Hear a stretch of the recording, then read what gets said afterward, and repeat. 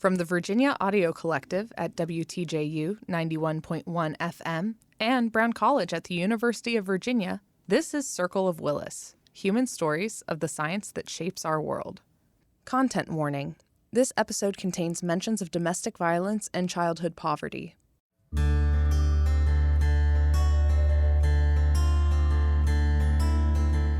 Going from homeless kid in Spokane to graduate of the University of Washington, graduate school at Arizona, postdocing at Wisconsin, absolutely nothing could have prepared me for the University of Virginia's sort of pageantry.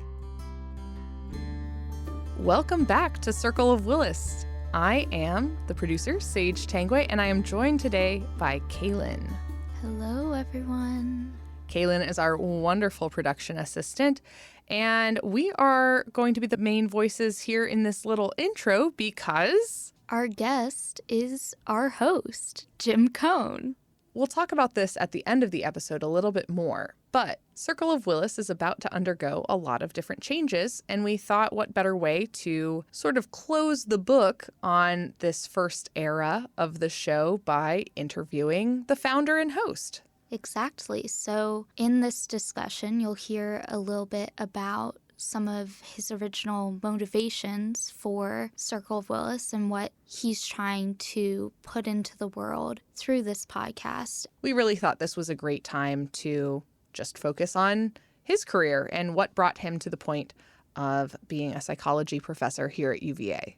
We'll also be hearing some clips from Jim's younger sister, Sandra Coan. So let's take a listen and learn more about the man, the myth, the legend, Jim Coan. We wanted to start off by asking you a little bit about your life growing up. What's tricky about that is that I'm very practiced at skirting around that particular topic and not talking about it. Do you not want to talk about it? You know, I do. What's hard to communicate is that the key theme is poverty. You know, it's funny when I say that I was a first-generation college student. Everybody goes, oh, first generation, high five. And then I go, well, we were working class. Working class is not what I mean. What's really hard to talk about is poverty. Because we have it in this country. It's really bad. And I grew up in it. And to the extent that by the time I was 20 years old, I'd been literally homeless 3 times, starting with when I was about 9. I grew up in a bunch of places. I started out life in Silver Spring, Maryland, with my mom, who was 22, and my dad, who was 21. My mom had finished high school. My dad had not. He was a Vietnam veteran who had eventually got his GED in the Army. And we moved to Lethbridge, Alberta, because half my father's family is Canadian. My Aunt Lynn is Canadian. And she was fleeing domestic violence. My dad was fleeing a affair or series of affairs, trying to start over, start fresh. That was cold and very Canadian. Played hockey, did all that stuff. For some reason, that didn't work out. I never got the story why we left Canada. I was happy there as a kid, but we moved to Spokane, Washington when I was in the 4th grade. And I stayed there through graduating from high school, which I almost didn't do. The late 70s, early 80s, if you consult the history books, was a really serious recession. So, there were these long lines at the gas station, people getting mad and beating each other up. Joblessness was at an all-time high. My mom, my dad, me, my sister, and my newborn brother lived, the 5 of us, out of a Chevy van, one of those big box vans, in a park, the Bowl and Pitcher Park. Let's see, when we moved to Spokane, I would have been like 5, I think. I'm Sandra Coan, and I'm Jim's sister. My dad had been looking for a better job, and he found a job in Spokane, as I understand it. But this is where the story kind of gets interesting, because they had 3 kids, right? Like they have me, Jim, and my little brother. They pile us in this van and they drive us from Lethbridge to Spokane, but we didn't like have any place to live, right? So we were just living in this van, literally down by the river, like that SNL skit. And, and it just felt like something that you just do. I don't know. It just felt normal because we were kids and we're like, okay, whatever. But years, went by and I was thinking about it and I was like, we lived in that van down by the river for like a while. And so finally one day I was like having lunch with my dad and I was like, were we homeless?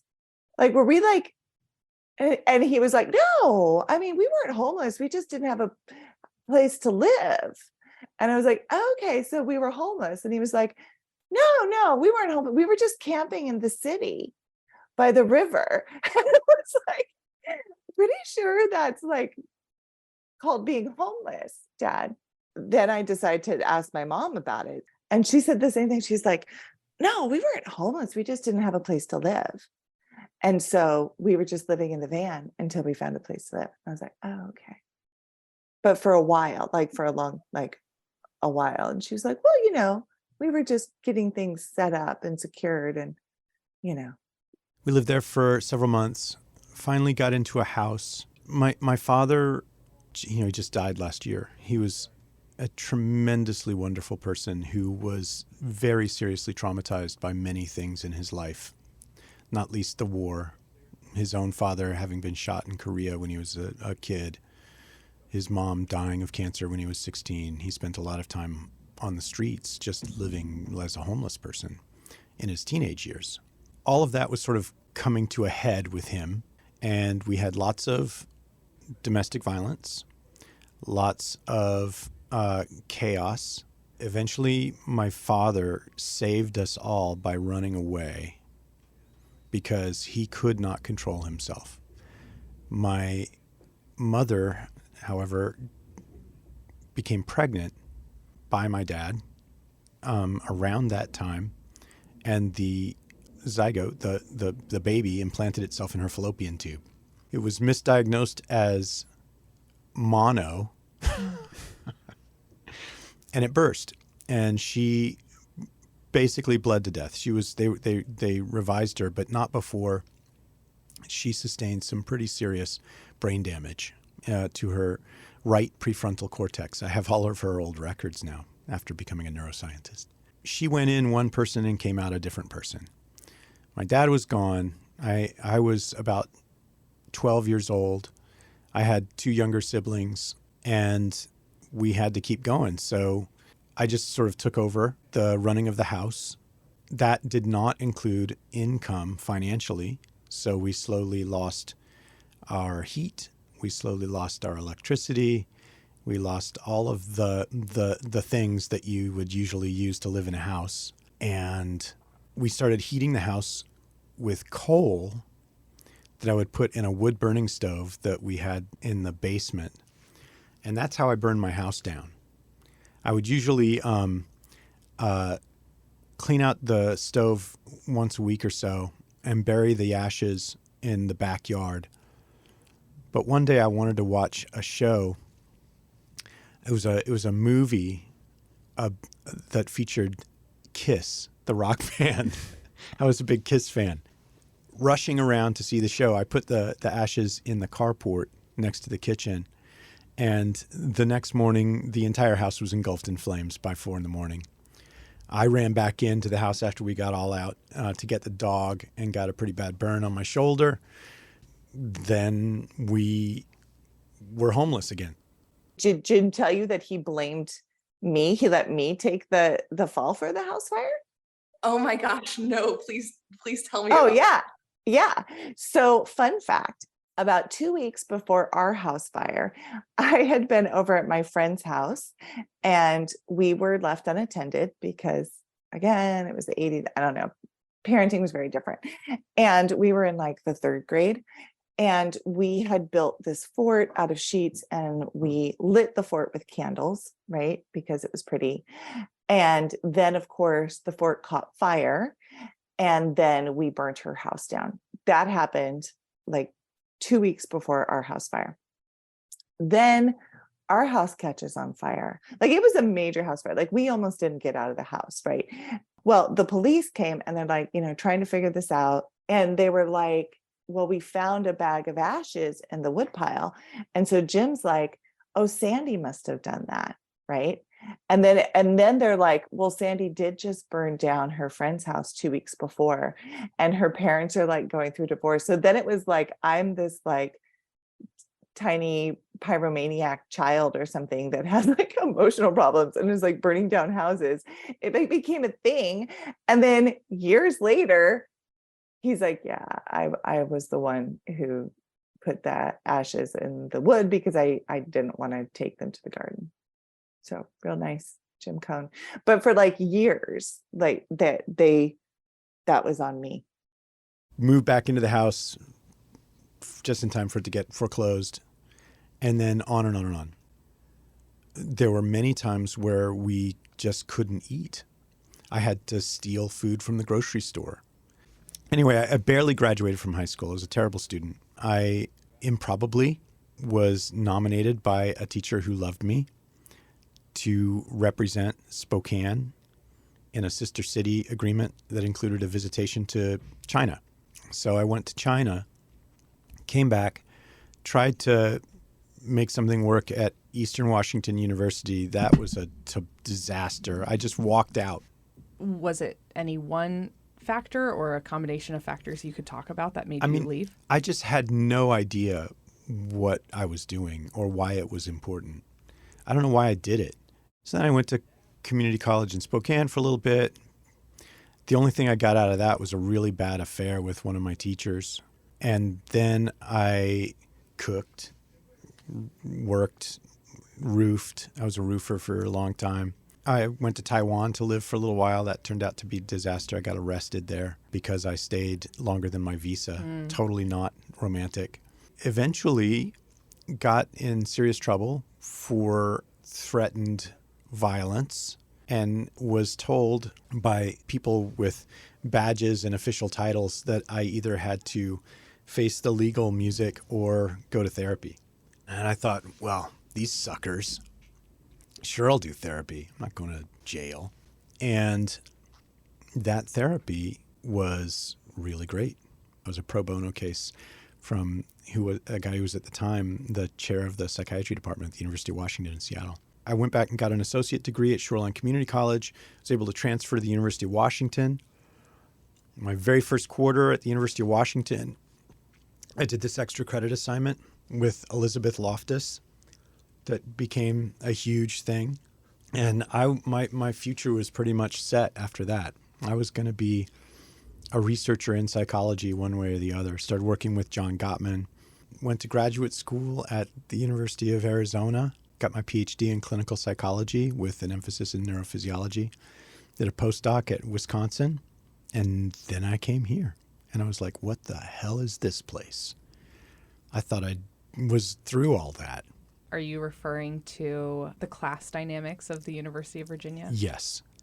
As much as life had changed going from homeless kid in Spokane to graduate of the University of Washington, going to graduate school in Arizona, postdocing at Wisconsin, absolutely nothing could have prepared me for the University of Virginia's sort of pageantry and history. It was really daunting. I was, for years, terrified to walk around on grounds. My solution to that was very practical and informed by psychological science. I decided to walk around on grounds every single day until it didn't bother me as much. It's been about 15 years, and I think I've made a little bit of progress. Yeah, I think so. Thank you for sharing your story. It's hard to imagine that path if you aren't hearing someone talk about it. Yeah. I think when you're in it, especially when you're a kid, it's your normal, right? So like, for example, when we lived in Canada, we were living in government housing. So the kids we hung out with were also living in government housing, That was our normal. When we moved to Spokane, we were, really struggling and living below the poverty line and heating our house with a wood burning stove and, having pancakes for dinner and that sort of thing. But, a lot of our friends were too.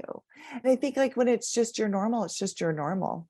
When you grow up in that kind of poverty and then you get out of it, it's something that a lot of people can't relate to or they don't understand. There's shame that goes along with it. It's a huge part of your story, but it's just one of those things. It's like, how do you bring that up or how do you talk about that or have conversations? Do you have any advice for that scenario? I do. Be persistent and don't think that there's a single path. Look, I never took a college entrance exam. I never took an SAT. I did take the GRE, but I also knew that I was not going to score as high as most people, but I couldn't afford, a class or something like that. I found other ways. I wanted to get to the university, but there was no way to get to the university because I graduated from high school with something like a 2.0 or less GPA. So I got an associate degree. I found out about how there was a direct transfer law, and now most states have that. Mm-hmm. Now, I have heard, I hope it's not true, that transfer students who come with an associate degree to UVA are shamed for it a lot of the time. At least that's their perception. That's pretty dreadful because it's a legitimate pathway and it's often the only pathway available for students. If you do not have money, you face two major obstacles. One is money, obviously, but the other is finding the ways around the first problem are often tedious, shaming, and complicated. And you add those all up, and people just get exhausted and don't want to do it. So my biggest tip is persistence. I mean, I'm kind of wondering what was the inciting moment where it switched from being kind of swept up and in something that you didn't know was going to become big, and this path was kind of paved for you. When did that switch into like passion and interest, or was it already there? Because you said you were still pre-med at that point, right? Yeah, well, in the years that I was at the University of Washington, this light came on that I had the ability to be in the room with really smart people and hold my own. That was shocking and thrilling. By that time, I was in my 20s. I was not fucking around. I didn't want to go to student parties or functions. I had zero interest in, school spirit or whatever. I was going to get my courses. I was going to do better than anyone else. And I did, on average. I wanted to stack the deck in my favor in every way possible. So I started doing extra credit assignments or extra research experience wherever I could find it. And that started with Elizabeth Loftus and this study called the Lost in the Shopping Mall study, or it was known for a long time as the Chris study, which is the name of my brother. Because for this extra credit assignment in her class, I implanted a memory in my brother Chris for this very detailed story of being lost in a shopping mall that had never happened. When I turned in that extra credit assignment, she asked me to come to see her in her office. And when I got there, she had also asked all of her graduate students and some other faculty to come and be there too. So I was like, what are all these people here for? And then she asked me to walk through describing what I'd done. And everybody's jaw was just on the floor. And I was like, oh,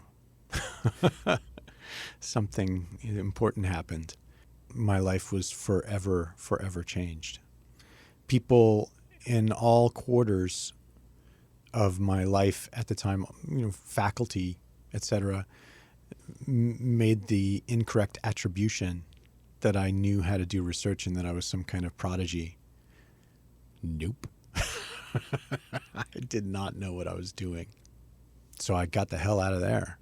Went to work with John Gottman, which was awesome. Studying couples, watching them fight, bringing them into the laboratory and goading them into fighting. So easy. And John Gottman was a vital early mentor for me. I could go over to his house and he'd make me lunch and we'd sit and learn about math, the math of the sort of sequential based analyses he was doing to analyze couples fighting and then predict their divorce outcomes. I got this tutoring by one of the smartest and most creative researchers of the 20th and 21st centuries. And we got along really well. He coached me on cooking my first Thanksgiving turkey for a girlfriend. He coached me on buying clothes. And we started writing together. And that's when I really started writing in earnest, was with John Gottman. And so I would turn in these manuscripts to him and he would give me feedback on that. He treated me like a protege. Yeah. And I had daddy issues, you might say. So when Gottman accepted me then to be his graduate student, I was like, yeah, no. And I ran, pow, to Arizona. What I had at Arizona was a blank slate and the opportunity to study the brain. I was becoming confident enough to almost have some hubris. Like, I'm going to bust out of this pedestrian, behavior stuff, and I'm going to go study the brain. Right. It is such a big switch. You went from watching behavior. Yeah. Then you go to EEG. Yeah. Very much in the structure of the brain. But eventually, your later research has a lot to do with the combination of those two. Could you talk a little bit about that? Like what happened after Arizona? Even then, when I first left the Gottman lab, I wanted to merge the sort of Gottman thing with relationships and brain. I had no idea what that would look like. Early on in that research, I got interested mainly because John was interested in how one partner can regulate the emotions and the physiological responses of the other. I was always looking for a way to merge the brain stuff with the couples, but it was not so easy. Brain stuff is hard and complicated. It does not lend itself at all to interactions. I was doing my clinical internship at the Tucson VA. I had the incredible privilege of serving as a therapist for aging World War II era veterans with late onset PTSD. And there was a guy who had never told his story to anyone and would not. He finally asked his wife to come in and sit with us. He was trying to talk. He couldn't talk. And she reached over and grabbed his hand, and just like a light switch, he just started bawling and telling this story that in their 55 years of marriage, she had never heard about his experience liberating a concentration camp in World War II. That really stuck with me. Hand-holding was such a discrete activity that it seemed like maybe I could use that to study interacting couples or friends or somebody, with EEG. And so I went to the University of Wisconsin the following fall to do a postdoc with Richard Davidson. And I designed this study, bringing couples in, putting one in the scanner under threat of shock, either alone, holding the hand of a stranger, or holding the hand of their partner. That has become now a paradigm. That's a paradigm out in the world that people use. I'm very gratified about that. And that helped us uncover things about the brain that have changed my understanding of human evolution, of human cognitive evolution, of the physiological mechanisms for sensing pain, for generating anxiety. I mean, initially it was like, I'm going to do an interaction, learn about couples. But we learned so much about the brain from this experiment, from the touch of another person. It's really been sort of explosive. It's probably the thing in my career that I'm most proud of. Kind of has like the same utility level outside of the lab that Gottman's did that you said that you enjoyed so much. Multiple times now, I have held the hand of a complete stranger on an airplane where there was lots of turbulence. I have offered a hand multiple times. I have never had someone refuse it. They always take the hand. And then we have a little conversation about how helpful that was, because it's almost always helpful. Now I have students that take my class doing the same thing. Yay for hand holding. You know, on the one hand, I like it because hand holding is actionable, like literally right now. You can do it. You can do it in the doctor's office. You can do it, you know, at a scary movie. You can do it on an airplane, whatever it is. On the other hand, it's so broadly actionable because it gets down to the root and core of what it is to be a human being. I was wondering, you've kind of focused on other individuals with this podcast. What makes you want to share like other people's stories, but hesitant to share your own? I do not focus on other people for my podcast because I don't want to talk about myself. I focus on other people for my podcast because other people are freaking amazing. Yeah. And I love them. I'm so privileged now that every once in a while I burst out laughing because it occurs to me how privileged I am now. I'm burning to give back. You know, part of me is burning to give back in a sort of psychodrama kind of way that imagines maybe that I'm giving these interviews to my younger self. Like, listen to this person. You're not going to believe this. Hey, Jimmy, check this out. But that has become abstracted to people who don't otherwise have a seat at the table. If there's a single motivating urge underlying the podcast and the comics that I do, the fact that I use comics as a medium, I choose the media I choose because they are the most accessible to non-specialists. That matters to me because I want to open the doors. A corollary to that is the unambiguous knowledge that people in academia are not smarter than the people I grew up with. I've seen them all. And I'm sorry, my beloved colleagues, but you are not smarter.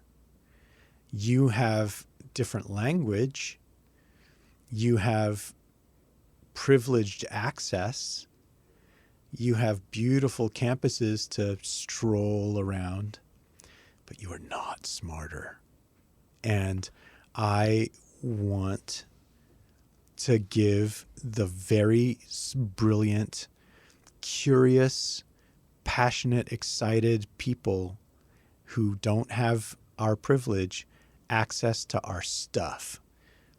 It drives me crazy that so much of academic work and thought and conversation is insular. It's like it's all inward looking.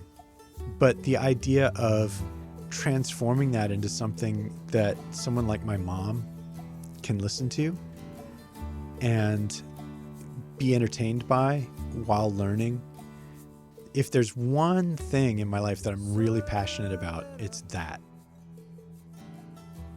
While we were recording this interview, it was really hard for me to not just delve down many of the different rabbit holes that we could have.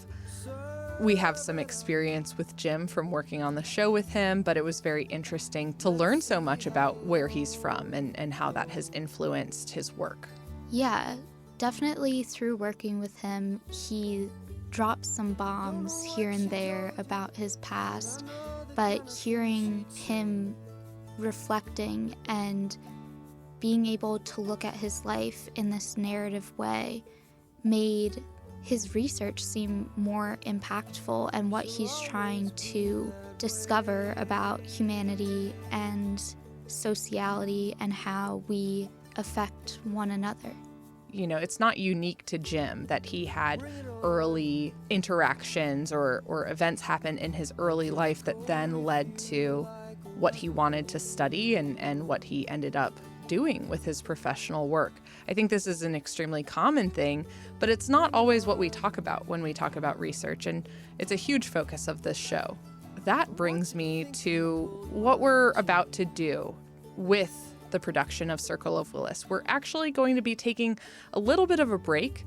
Most likely we won't start releasing full episodes until April of 2023. During that time, we're going to be building a production style that we think is going to take the raw materials of what we have access to here at the university, you know, various researchers, a lot of different minds, people at the head of their fields, utilizing them to answer questions or help us tell stories about the world of research and the world of upper academia. We're shifting our focus away from single-person interviews for the most part and shifting it towards asking big questions. Might sound a little bit more like our Halloween episode if you tuned into that. Jim talked a little bit about wanting to open the door and make this information and what's discussed in these upper levels of academia accessible to everyone. That's what we're trying to achieve. We're asking bigger but focused questions about the brain and life and how those things interact. Our goal is still the same. Circle of Willis is still about telling the human stories of the science that shapes our world. But we're just switching around how we're going to go about doing that. And part of that, as much as Kaylin, myself, and Jim all have different stories that we'd like to delve into, part of that includes what other people want to know about. Definitely keep up to date on our social media because we will be opening the call for questions that we might be able to shed some light on. The music of Circle of Willis is written and performed by Tom Stauffer and his band, The New Drakes. For more information about their music, visit circleofwillispodcast.com. You can also find all of our old episodes on the website. If you haven't already, subscribe to Circle of Willis wherever you get your podcasts, and follow us on Twitter and Instagram for more updates. And special thanks to Sandra Coan for making an appearance. She is a photographer and photography educator based in Seattle, Washington. Circle of Willis, human stories of the science that shapes our world.